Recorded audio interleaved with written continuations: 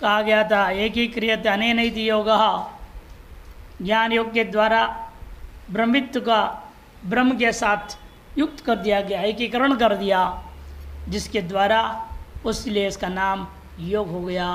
ज्ञानमेव योग इति ज्ञान योग।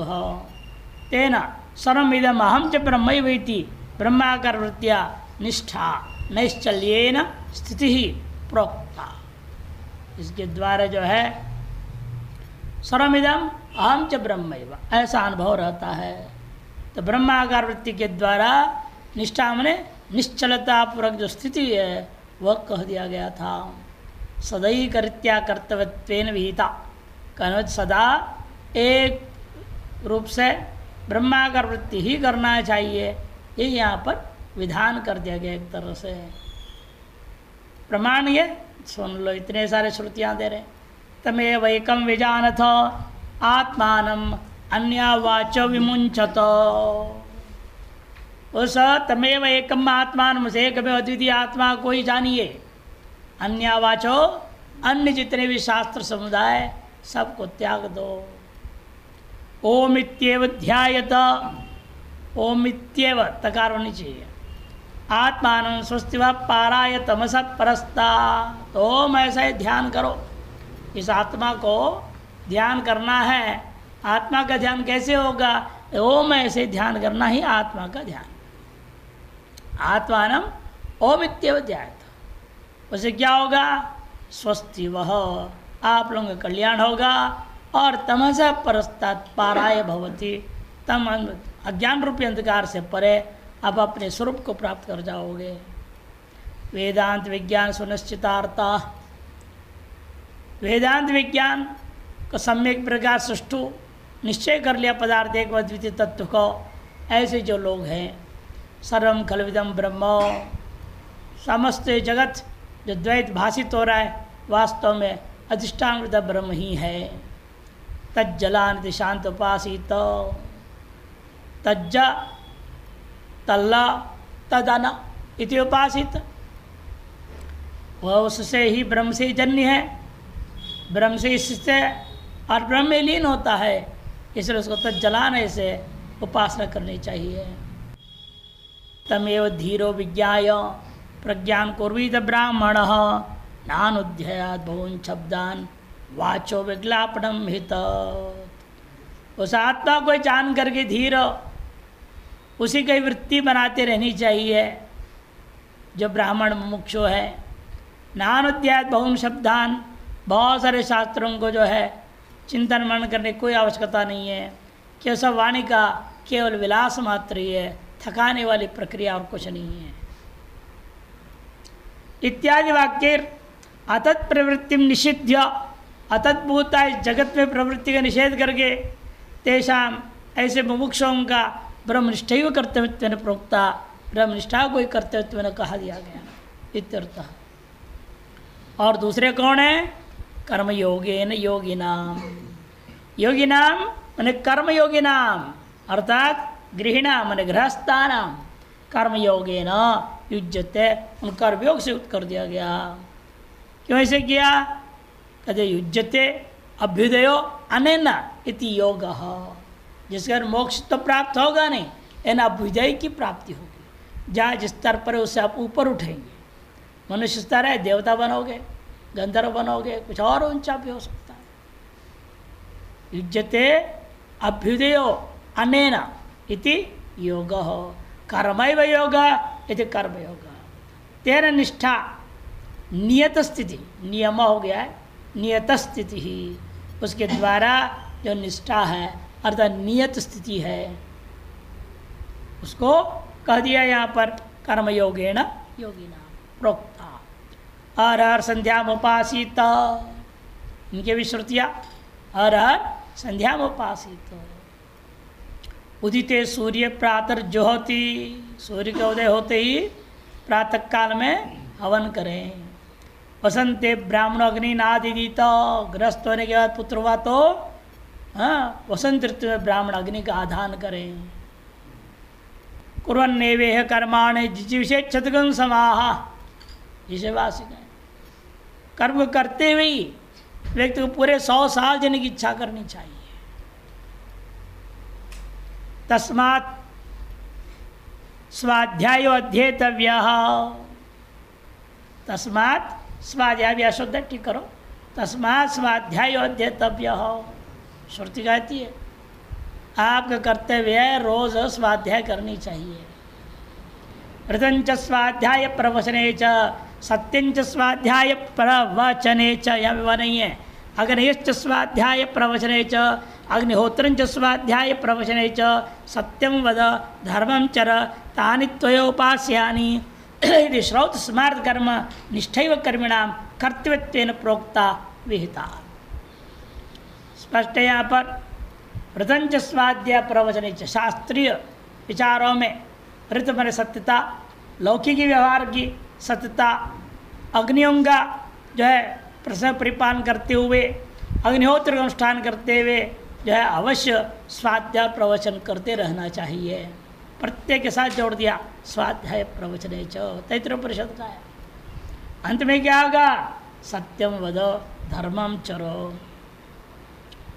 तानि त्वया उपास्यानि, यही तुम्हारे द्वारा उपासना के योग्य। यदि श्रौत और स्मार्त कर्मों में निष्ठा को ही कर्मियों के प्रति कर्तव्यत्वेन विधान कर दिया गया।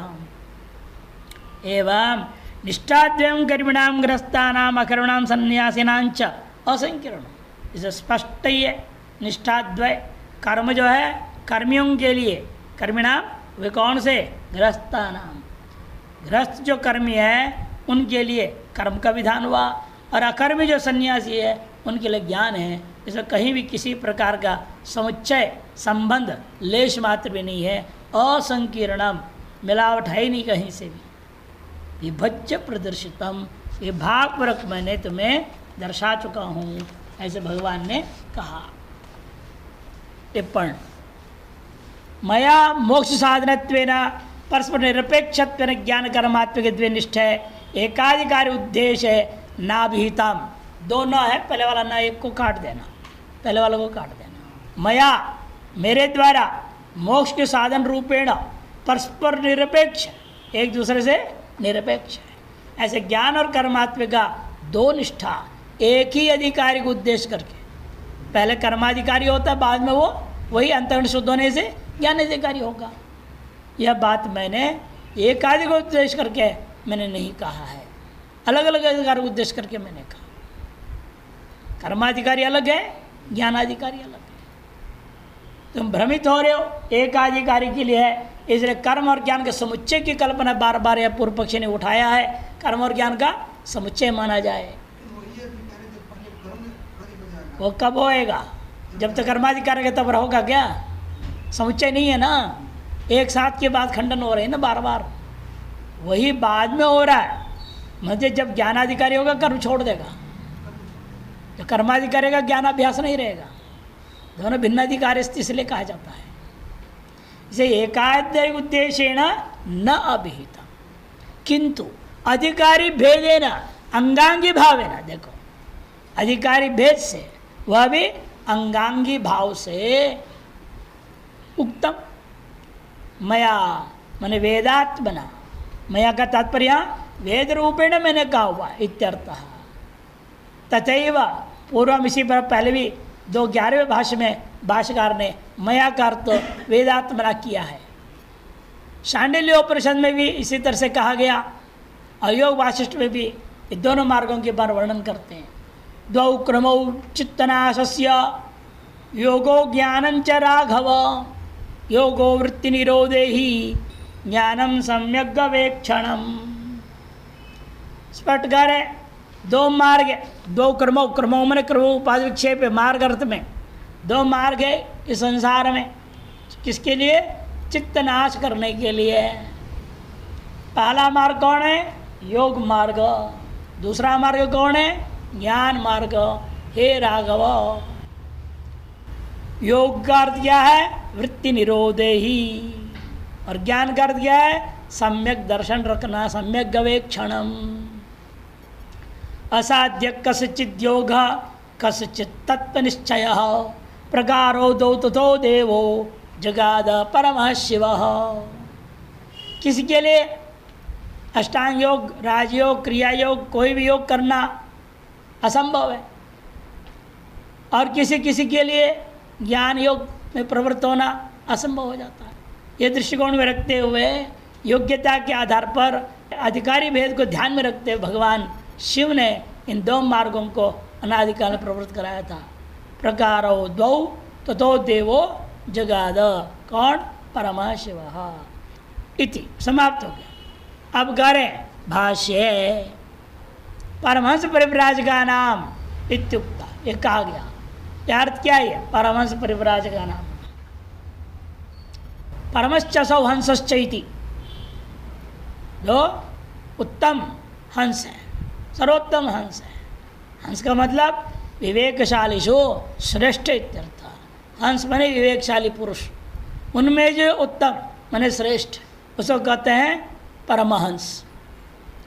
परिता और परिव्राजक किसको कहते हैं? परिता सर्वदा सर्ववृत्तिषु ब्रह्मण एव प्रति व्रजति गच्छति इति परिव्राजकः। सकल वृत्तियाँ, जिसके सारी वृत्तियाँ जो है हमेशा ही अपना लक्ष्य होता ब्रह्म की ओर ही जाया करता है, ऐसे व्यक्ति का नाम परिव्राजक होता है। अर्थात प्रतिबोध विदम मतम, इसी का वो साधना करने में लगा हुआ है। हर एक बोध में वह ब्रह्म को ही, प्रकाशक को ही, प्रकाश रूप को ही ग्रहण करना चाहता है। अथवा दूसरे अर्थ है परितः समाप्तिम प्राप्नुवन्ति थी परिव्राजक, जो हमेशा के लिए जन्म के चक्र को समाप्ति करना चाह रहा है, उसका नाम परिव्राजक। अतः ज्ञान कर्मणो समुच्चय विकल्पो वा न विहित। देखो, इसे ज्ञान और कर्म का समुच्चय या विकल्प या कहीं विधान ही नहीं हुआ है। किंतु निष्काम कर्मणा शुद्ध अंतःकरणानां सर्वकर्म संन्यासेनैव ज्ञानमिति चित्त शुद्धि अशुचि रूप अवस्था भेदेन, निष्काम कर्म के द्वारा शुद्ध अंतःकरण वालों के लिए सर्वकर्म संन्यास द्वारा ज्ञान प्राप्ति को ही विधान किया गया है। अतएव चित्त शुद्धि वाले अलग हैं और चित्त के अशुद्धि वाले अलग हैं। ये अवस्था भेद को ध्यान में रखते हुए एकमेव अधिकारणं प्रति द्विविधा निष्ठा उक्ता यथा त्वाम प्रतीति, इसे एक ही अधिकारी प्रति भी द्विविधा निष्ठा कही जा सकती। जब अशुद्ध अंतःकरण वाला है उसके लिए कर्म निष्ठा, शुद्ध अंतःकरण वाला हो जाए उसी को ज्ञान निष्ठा कहेगा, कोई आपत्ति नहीं है। यथा त्वाम प्रति, जैसे अब मैं तुम्हारे लिए कह रहा हूँ, कर्मण्येवाधिकारस्ते, तुम कर्म निष्ठा के ही योग्य हो, जैसे कर्म योग करो। और जो दूसरे हैं जो ज्ञान निष्ठा वाले अपने ज्ञान मार्ग में जाएंगे। एतदेव दर्शयितुम, इसी बात को दर्शाने के लिए अशुद्ध चित्तस्य, जो अशुद्ध चित्त वाला है उसके लिए चित्त शुद्ध्यर्थम, चित्त शुद्धि करने हेतु तो कर्मानुष्ठानम, कर्म के अनुष्ठान की प्रक्रिया को त्रयोदश भी उपदिशति। अब यहाँ से चौथे अध्याय का सार संक्षेप बता रहा हूँ। 13 श्लोक मैंने 4 से 16 तक, इन 13 श्लोकों के द्वारा उनको कर्म करने की प्रक्रिया को ही बता रहे। शुद्ध चित्त से ज्ञानी नो, और शुद्ध चित्त वाला जो ज्ञानी है या जिज्ञासोर्वा, उसके लिए न किंचित कर्म अपेक्षितम, कुछ भी कर्म करना अपेक्षित नहीं है। इति द्वाभ्याम 17 और 18 2 श्लोकों के द्वारा कहा गया दर्शयति। तथा उसके बाद 17 श्लोकों से 19 से 35 तक बंध हेतुरपि कर्मणो मोक्ष हेतुत्वम शत्रुशुद्धि ज्ञान उत्पत्ति द्वारेण संभवति। जो बंधन का कारणीभूत जो कर्म है वह कर्म भी मोक्ष का साधन हो सकता है यदि आप सत्व शुद्धि और ज्ञान उत्पत्ति द्वारा यह संभव है। यह बात दिखाया गया। कब होगा? लेकिन ये फलाभिसंधि राहित्य रूप कौशलेन योग कर्मसु कौशल, कर्म की कुशलता यही है, फलाभिसंधि रहित कर्म को करना। कौशलेन इति बोधयति। परंतु काम दोषेण कर्मण शुद्धि तो तम नास्ति। लेकिन काम दोष के कारण से कभी आपको कर्म से शुद्धि प्राप्त हो गए, यह आपको कभी नहीं हो सकता। इति प्रश्नपूर्वकम काम राहित्येन कर्माणि कुर्वन् अंतः कर्ण शुद्ध्या, इसलिए ये प्रश्न डाला क्या काम दोष के द्वारा कर्म को करते हुए भी अंतरण शुद्धि नहीं होगी? तब कहते नहीं होगा। जवाब दे रहे नहीं, काम राहित्य नहीं व कर्माणि कुर्वन् अंतःकरण शुद्धिया ज्ञानाधिकारी भवितुम् अर्हति दर्शयति अष्टभिर यावद अध्याय समाप्ति। 36 से 43 तक ये बात को बताया गया। अब अगले श्लोक के लिए भाष्यकार अपने अवतरणिका दे रहे हैं।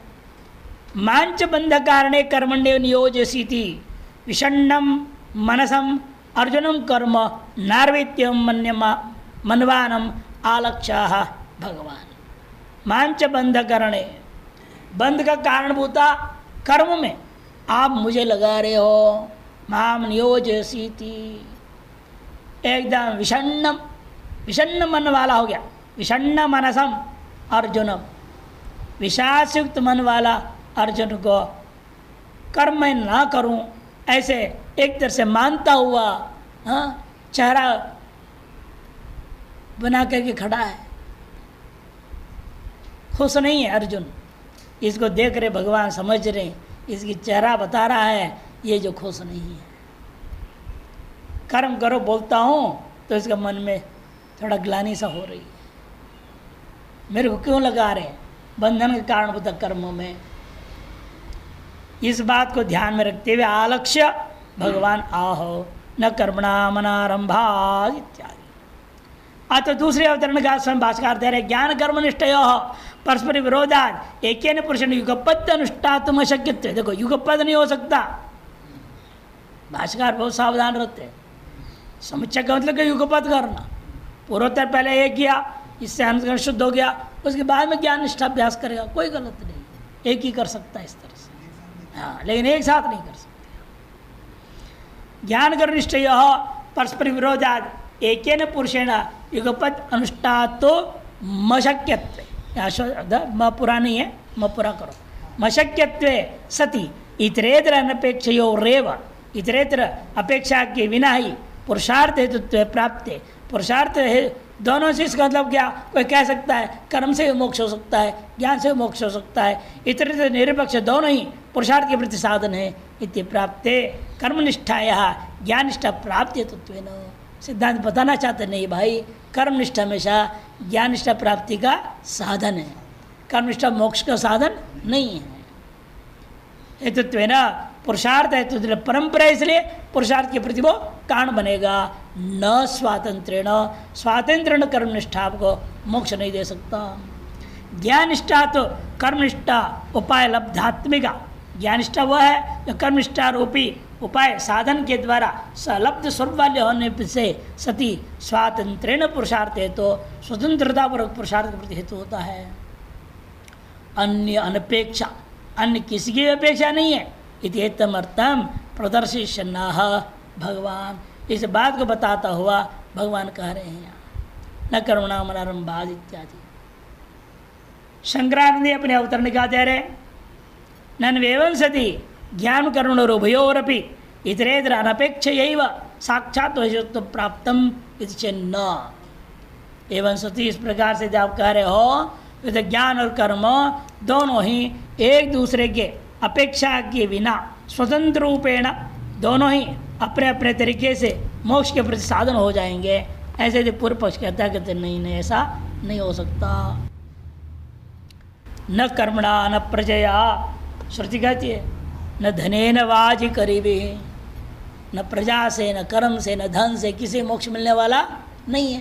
तो कैसे कर्म से मोक्ष कैसे प्राप्त होगा? इसीलिए इत्यादि श्रुति भी कर्मणो मोक्ष साधनत्व निषेधात, कर्म का अंदर मोक्ष साधनत्व का निषेध कर दिया गया। ज्ञानादेव तो कैवल्यम इति इतर व्यावृत्ति पूर्वकम एव कह दिया ना, ज्ञानादि एव का मतलब क्या?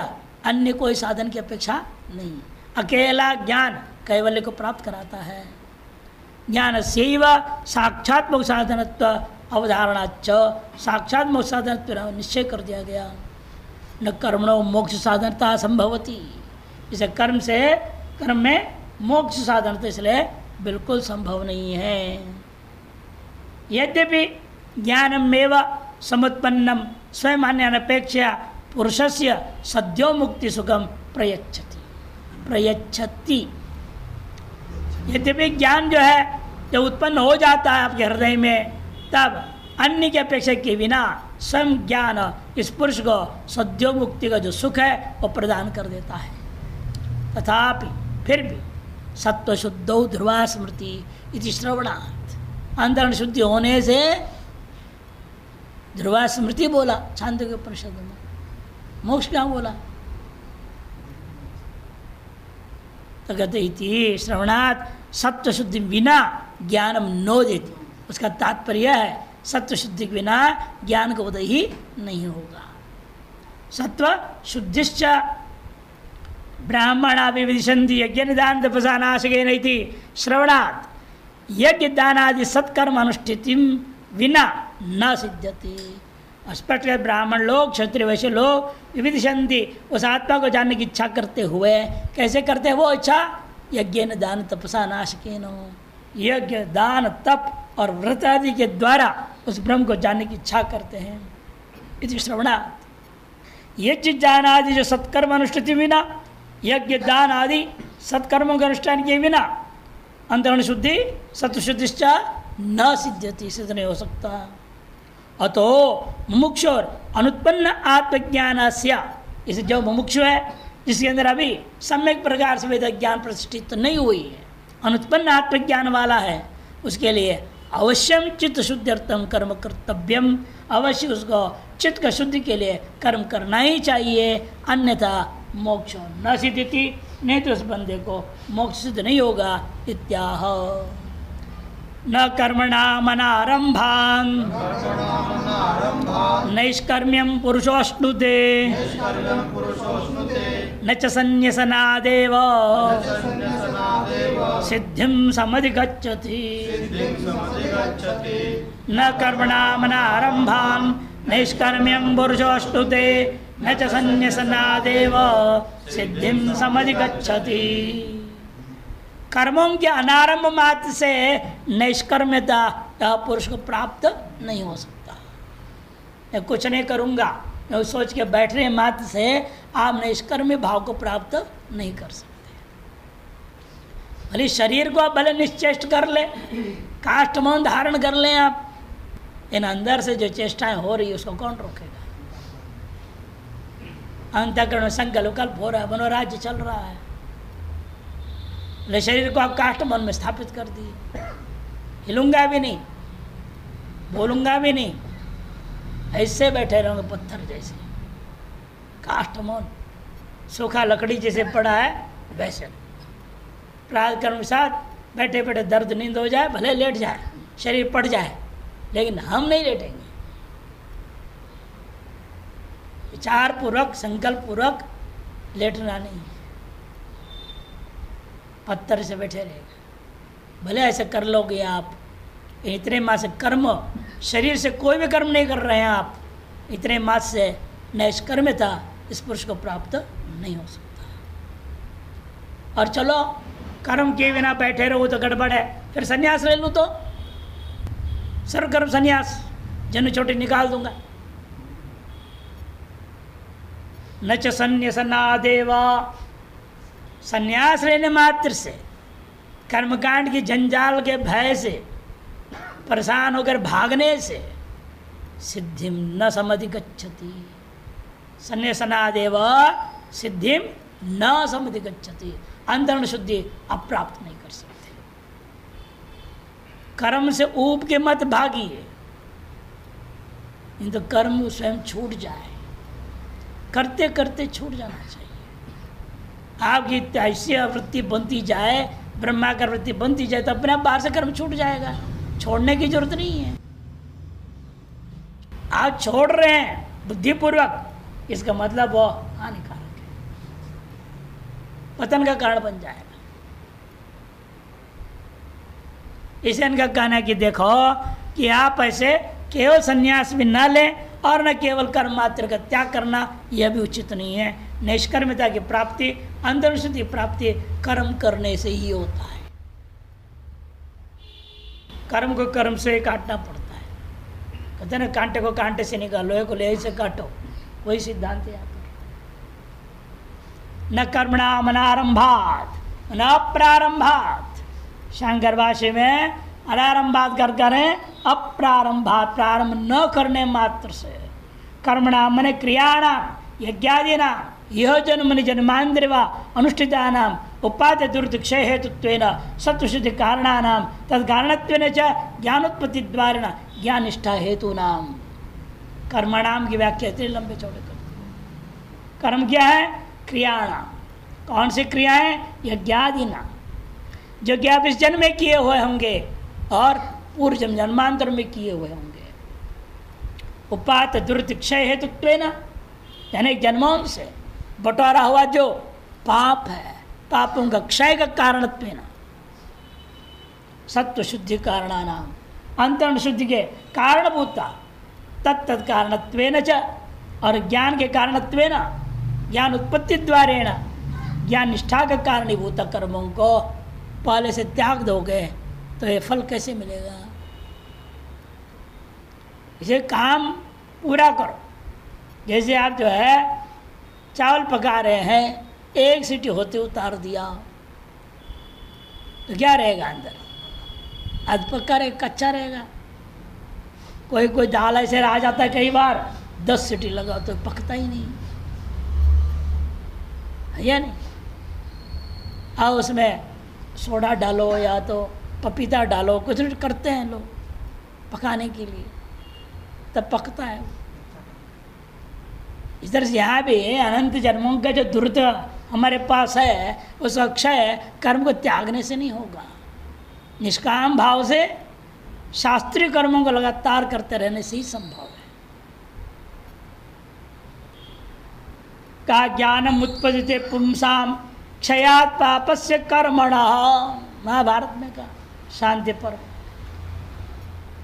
इस पुरुष के अंदर ज्ञान तब उत्पन्न होता है जब पाप कर्मों का क्षय हो जाता है। क्षयात् पापस्य कर्म यथा आदर्श तले प्रख्ये पश्यत्यात्मानमात्मनि इत्यस्मरणाच्च। जैसे आदर्श होने दर्पण, दर्पण के तल कैसा है? प्रख्ये, स्वच्छ है। जब दर्पण के जो तल है बिल्कुल साफ है, तभी आप अपने आप को साफ देख सकते हो। आत्मानम आत्मनि पश्यति एवमेव, जब आपका अंतःकरण अत्यंत शुद्ध होगा, अपने हृदय में, अपने बुद्धि में ही आप अपने आत्मा का स्पष्ट दर्शन कर सकते हो। इस प्रकार श्रुति स्मृतियों ने कहा है।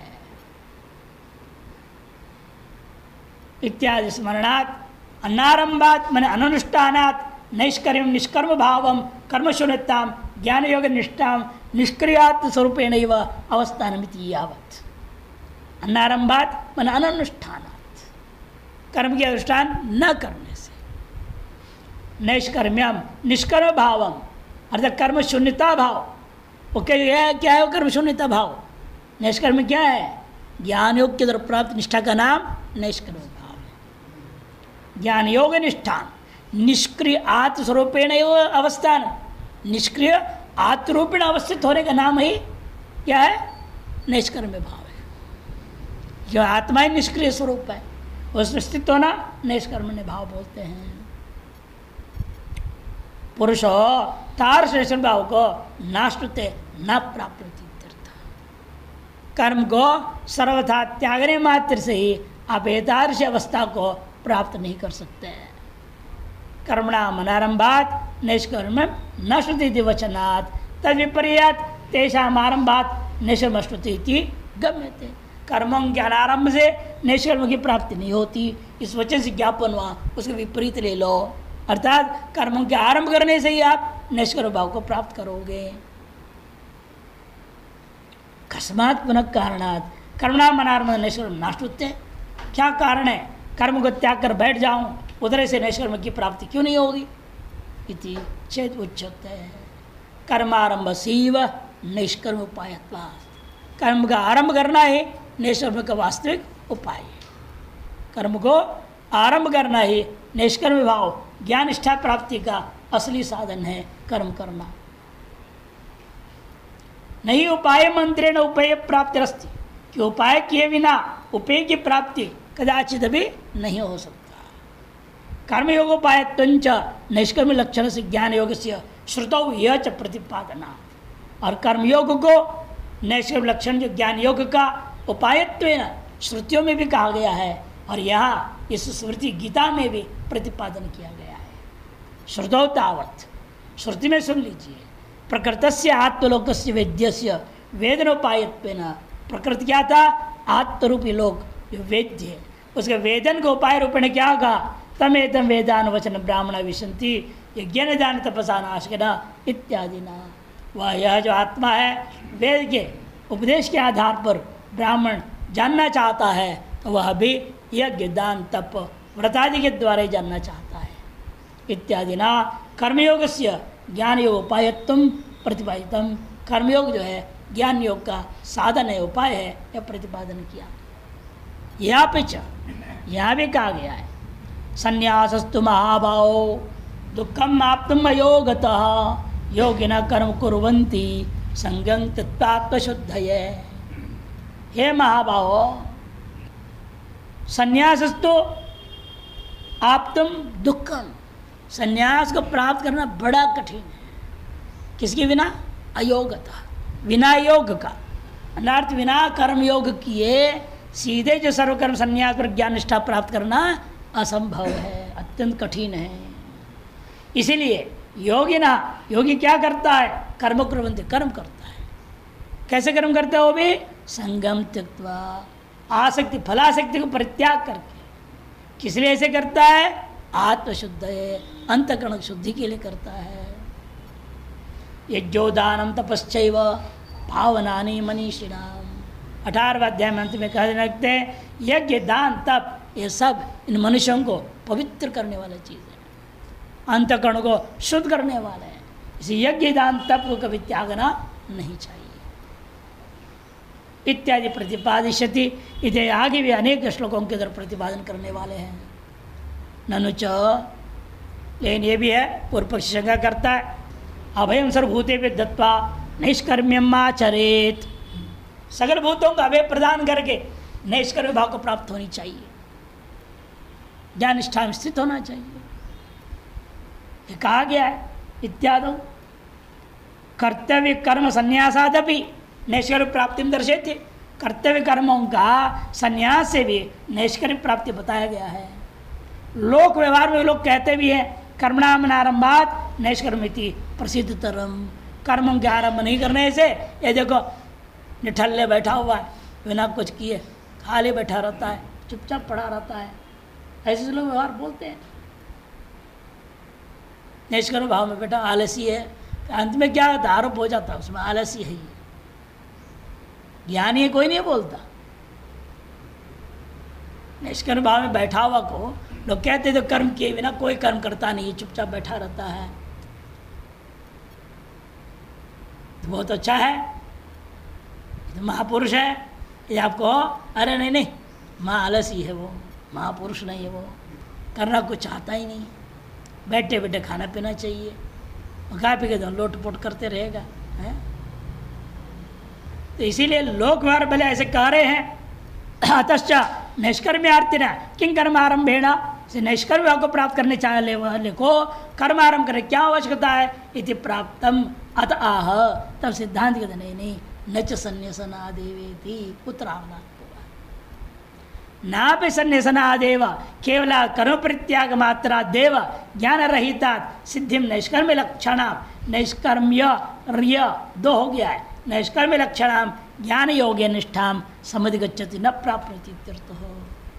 बहुत लोग होते हैं संध्या पूजा पाठ करना न पड़े इसलिए कि संन्यास ले लेता है, आलसी है ना वो, सवेरे कौन उठ के करेगा। इसे न करना पड़े आप चोला पहन लो, संन्यास ले लो, तो आराम से 6 बजे उठेंगे, नहा के 7 बजे ठीक चाय में पहुंच जाएंगे। ऐसे ऐसे लोग देखा गया है। तो इसलिए कहते हैं अनुचित है। नापि संन्यासनादेव, संन्यास लेने मात्र से केवलात् कर्म परित्याग मात्रा, केवल कर्म परित्याग करने मात्र से, अभी कैसे कर्म परित्याग किया? बिना ज्ञान के, ज्ञान रहितात। सिद्धि मने नैष्कर्म लक्षणाम सिद्धिम ज्ञान योग निष्ठाम न समधिगच्छति न प्राप्नोति इत्यर्थः। निष्कर्म रूपा ज्ञानियों के द्वारा जो निष्ठा प्राप्त होती है, मैंने आत्मनिष्ठा, स्वरूपनिष्ठा, स्वरूप स्थिति, ब्राह्मी स्थिति, वह कभी प्राप्त नहीं हो सकती। शंकरानंद टीका न कर्मणामिति नित्यानां कर्मणां श्रौतादीनां अनारंभात् अनाचरणात् नैष्कर्म्यं न यत्र कर्म तन् निष्कर्म ब्रह्म इति निष्कलम निष्क्रियमिति श्रुते है। नित्यानां कर्मणां, नित्य कर्म कौन है? श्रौत समानता आदि नित्य निमित्त कर्मों को अनारंभात त्याग कर दिया उसने, अनाचरणात् समय समय पर जो करना चाहिए नहीं आचरण करता, उससे नैष्कर्म्यम न, नैष्कर्म की प्राप्ति नहीं होगी। नैष्कर्म्यम न प्राप्ति कर दिया। नैष्कर्म क्या? यत्र कर्म न यत्र कर्म तत् निष्कर्म, जहाँ कोई कर्म नहीं होता उसका नाम निष्कर्म। कर्म कहाँ नहीं है? आत्मा में।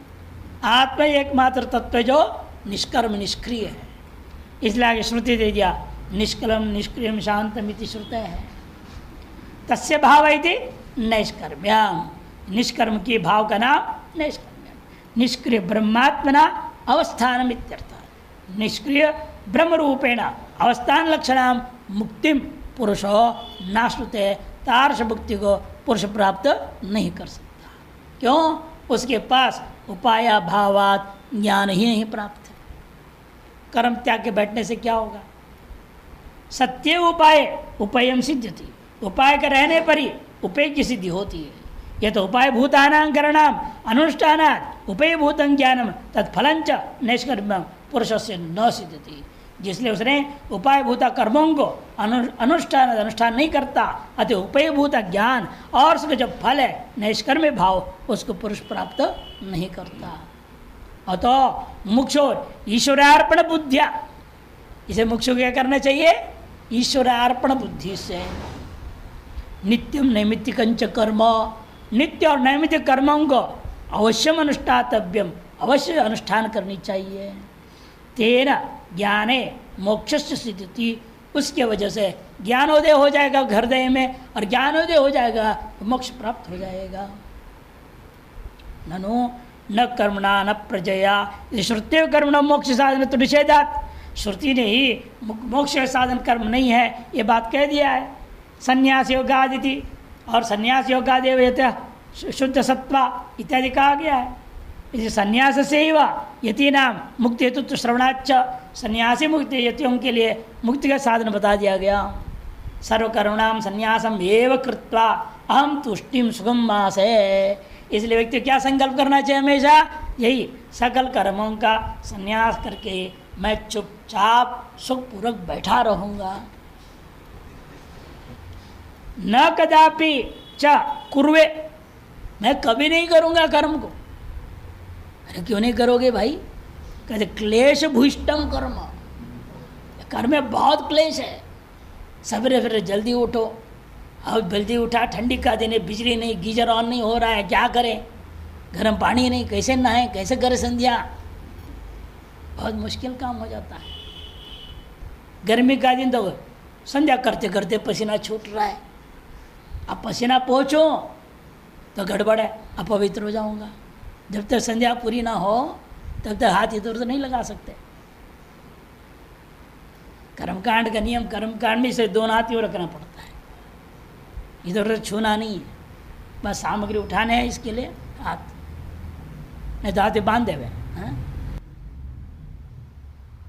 आचमन करना पड़ता है, सब करना पड़ता है ना, इसलिए हाथ मात्र फ्री, बाकी कोई चीज़ नहीं। जैसे बड़े बड़े यज्ञ में क्या कहा? कृष्ण विषाण रखते हैं पसीना को पोंछने के लिए। कृष्ण विषाण पसीना आ रहा तो यूँ कर पोंछ के, हाथ नहीं लगा सकते। लोग चला आजकल के तो कहाँ है सब करें, एक कपड़ा रख ले, तौलिया, तौलिया से पोंछना शुरू कर देते। अरे तौलिया पोंछ तो हाथ इधर उधर लग ही जाएगा। इसे कृष्ण विषाण का यूँ पकड़ो और इसके ऊपर से यूँ करना पड़ता है। हाथ कहीं भी शरीर को स्पर्श नहीं चाहिए पूरे कर्मकांड का। ये सब समस्या है ना, इतने नियम है, इतने नियम को जान के आदमी घबरा जा करेगा क्या कर्मकांड? वो कहेगा हमसे नहीं, हमारी बस की बात नहीं, छोड़ देगा वो। तो हम लोग कहते हैं भाई जानो सब नियमों को और जितनी पालन कर सकते उतना करो। पूरा तो कोई कर ही नहीं सकते संसार में, 100% पूर्णतया कर्म का पालन करें यह असंभव है, लेकिन जितनी हो सकता है उतने करो। इसे जानो तो कम से कम पहले जान लो सारा। जब हम पहले श्रीयंत्र पुस्तक लिख रहे थे, पंडित जी ने कहा स्वामी आप जो बोलते हो सब लिखना पड़ेगा। मैंने ठीक है, लिखते थे 90 पृष्ठ लिख दिया। आप पूजा पाठ करने के अधिकारी बनना चाहते हैं तो पहले 90 पृष्ठ पढ़िए। कैसे अधिकारी बनता है आदमी? कर्माधिकारी। उतने नियम पालन करना और उसे जितनी हो सकता है कि उतना तो करो। ब्रह्म मुहूर्त उठना है, स्नान करना है, ब्रह्म मुहूर्त क्या है यही जानते नहीं। सुबह के साथ 3 से 6 बजे के समय कितने भागों में बांटा जाएगा और कौन सी भाग का नाम ब्रह्म मुहूर्त है। शुरू यहाँ से उठना तय होना पड़ेगा ना। जब तो उठना ही तय नहीं है, विधिवत उठ ही नहीं रहे हैं हम, आगे कर्म क्या करूँगा? पहले विधिवत उठना सीखना पड़ेगा। इसलिए हमने लेकर वहाँ से शुरू किया।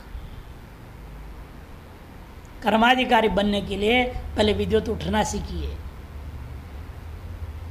फिर लघुशंका शौच जाते हो, वहाँ विधिवत लघुशंका शौच जाइए। वो भी उसके अनुसार आप पता है किस दिशा में जाना है, किस जगह मुख करके बैठना है, सब वर्णन किया। फिर वहाँ से आ गए, नहाएंगे तो कैसे नहाएंगे? नदी में नहाना है तो क्या नियम है? कुएं पर नहाना है तो क्या नियम है? कमरे के अंदर नहाना है तो क्या नियम है? साल भर गुनगुना पानी से क्यों नहाना है? पसीना छूट रहा हो तो भी गुनगुना पानी से नहाना है? हाँ, कर्मकांडी के लिए बहुत कठिन काम है। नहीं तो जल का दोष दूर नहीं होगा, गर्म करने से दोष दूर होता है। फिर उसको पवित्र किया जाएगा। गर्म आ गया ना, कोई बात नहीं, गर्म तो आ गया, फिर उसको पवित्र करो गंगे चमने चैव इत्यादि से। क्रम बता दे पूरी, कैसे कैसे आपको चलना है। वो सब नियम को जानो, 90 पृष्ठ को पढ़ो, अच्छी तरह से समझो, और उसको फिर बाद में अन्य पुस्तकों में भी उस जितने आवश्यक हिस्साएं छापते गए। सब पुस्तकों में तत्त कर्म के आवश्यक नियम जितनी हो सकते हैं जरूरत वो लिखा हुआ है। इसे कर्मकांड करना कहते क्लेश भूइष्टम कर्म। कर्म करने में बहुत क्लेश है। सामान लाओ, सामान का शुद्धिकरण करना पड़े, सब देखना पड़ेगा साफ सुथरा। नहीं तो कीड़े वाला दे देता है जो, तो क्या करेगा? हवन उसी से करेंगे। चावल लाए उसे कीड़े घूम रहे, सब देखना पड़े, हर चीज सामग्री साफ सुथरा है। समय लगता है, क्लेशपूर्ण है ये।